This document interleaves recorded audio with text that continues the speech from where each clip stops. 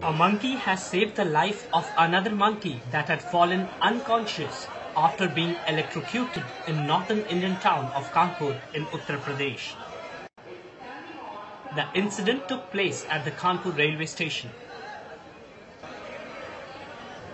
The monkey was electrocuted and fell on the railway tracks unconscious while walking on the high-tension wires at the station.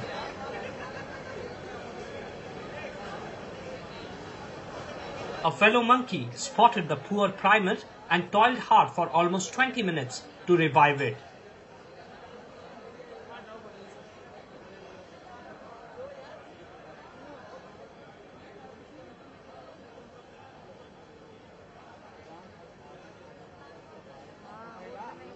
The monkey tried to revive its injured friend by repeatedly biting, hitting, and tipping it in the water.